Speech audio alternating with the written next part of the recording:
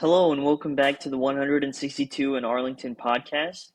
We are about to discuss the Rangers losing 2 out of 3 to the Astros. It's been a while. I was a little bit sick, so yeah, we haven't really been here for 2 weeks or so.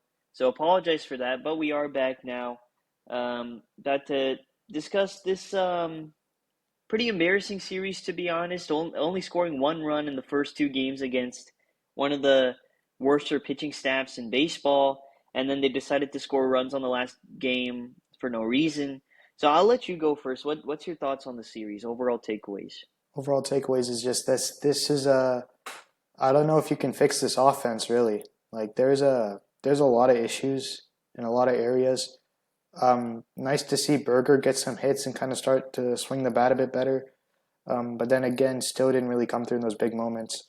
But you have a lot of guys who just can't.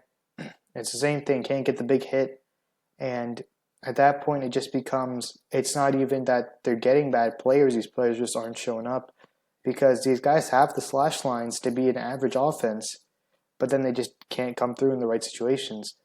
Um, Pitching is not at fault here. The pitching was amazing. Jack Leiter was super good on I'm okay. I'm not mad about Saturday's loss because DeGrom kind of just gave it away.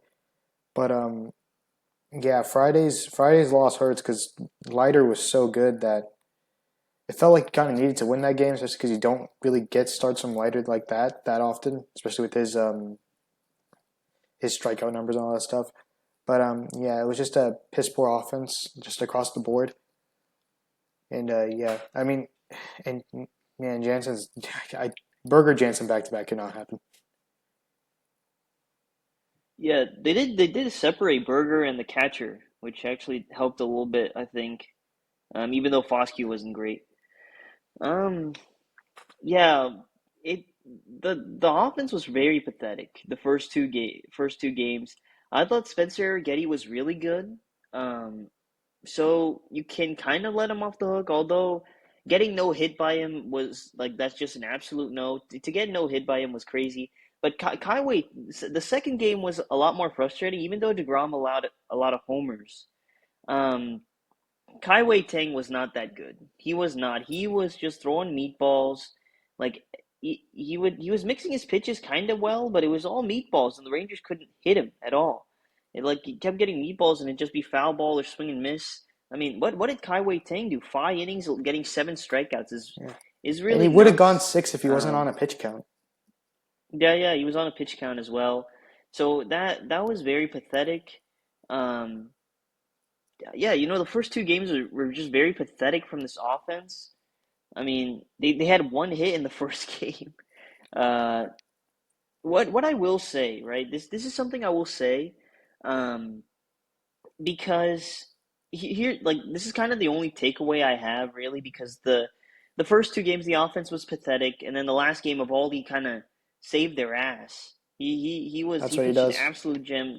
Yeah, 7 innings, 8 strikeouts, like unbelievable, and he's got his numbers to a respectable spot now.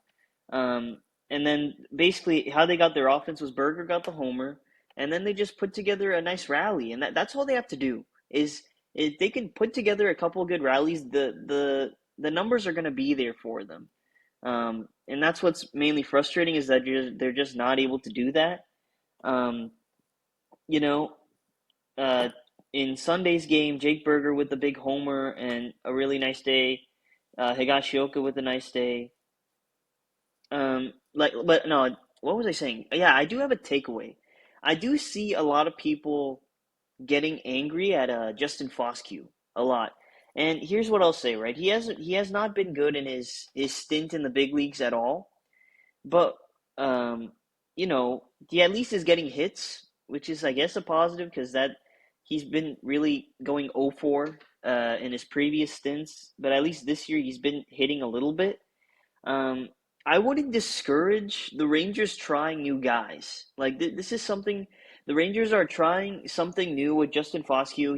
He's pretty much getting run because Seager's hurt. But I wouldn't discourage like the Rangers trying new guys because I'd much rather see the Rangers trying new guys than repeating the same guys we've already seen struggle. You know what I'm saying? Yeah, I know what you're saying.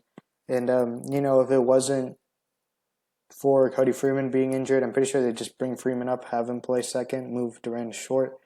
Which yeah, I mean, how different is that if Freeman's in this lineup? But or Cauley, like just because we know that these guys aren't great at hitting with runners in scoring position. So when you get the chance to bring these guys up and develop them, then yeah, let's do it. Because honestly, like things starting to run in my mind is no matter what your record is, just sell because there is no point. This offense has not changed. Your minor league offense is probably going to be the same as your big league offense just because the big league offense just doesn't come through. So then at that point, it doesn't matter about slash lines or anything. Let's just get rid of these guys, get some money, just keep that minor league lineup and just see what happens, Keep Seager, get rid of everyone else. Yeah, I don't think they're gonna do that. That's the They're thing. not Like I gonna. think people, yeah, they're not gonna sell. That's what I think people want them to sell, and I think that's just not gonna happen. Just because, even though the team isn't good enough, and like we can all see with our eyes that the team isn't good enough, just with how bad the AL is right now, um, like how bad the AL is right now, you can just stick around 500 and you're going to be in the playoff race. So I don't think that will happen. What I am hoping for is that Chris Young actually goes out and, does what he needs to do. Because hypothetically, there's a lot of needs in the offense. You need like two or three bats. It doesn't matter what position, just you need bats in general. Um, with how lifeless this offense is. They'll either have games where they're lifeless or they'll have games where they can't hit with runners in scoring position. And like they had the game that they were lifeless, which was the first game, and then the second game they couldn't hit with runners in scoring position. Um, so yeah, those are pretty much my takeaways from the Astros series. What I will say going into this Colorado series, which I am very scared of, I this kind of has the Rangers like embarrassing themselves written all over it. Um, who they're facing the Rockies, and they're facing Jose Quintana and Kyle Freeland, two lefty starting pitchers. And by the way, the Rockies are 18-28. The Astros had a worse record, and you lost 2 out of 3 to them. Um, you're facing Jose Quintana and Kyle Freeland, two lefties, and something that has stood out to me as being the worst thing about this team is their lineup against lefties. Like their lineup's bad against righties, against lefties, it is a whole new level of bad. I mean, just going like up and down the lineup of assuming what the lineup's going to be, especially with no Seager and we have to wait for updates on him. Like McCutcheon and Haggerty are bringing nothing with the bat. Nimmo's okay against lefties. Zeke Duran is bad against lefties. Justin Foskew's a big question mark. The catchers have brought nothing with the lefties. It's basically like all on Young. Jake Berger and Josh Young. Yeah. That's what like, and it's crazy, um just how bad they are. I think you need to change something up specifically against lefties is the bare minimum. Yeah. And I wonder, I think they need to make a decision on Seager fast, because I think you need another guy against lefties. I think you need more help against lefties if Seager is not going to be up, whether that's Jonah Bride or Cam Cauley, who have both been really good against lefties in the minors. You need some sort of help against lefties because the Rockies are going to hit. You need to score runs. And like, um, it's two lefties in this series. I'm just very scared. I'm very scared that they are going to get absolutely shut down by the Rockies like they did 2 years ago. Yeah, that's true. 2024, that's kind of what shot their season up. Yeah. Um, Yeah, so I'm very. I think the thing we're kind of looking out for is Corey Seager. What are the updates for him? Are the Rangers going to decide to make some sort of change before tomorrow's game, or is it after tomorrow's game? Because Seager's definitely not going to be in the lineup tomorrow, is what they said. But we're kind of waiting to see more updates on him. Who gets called up if Seager is on the injured list? I think it's Jonah Bride, right? They'd have to clear a roster spot. Yeah. But let's see what happens with Yeah. him.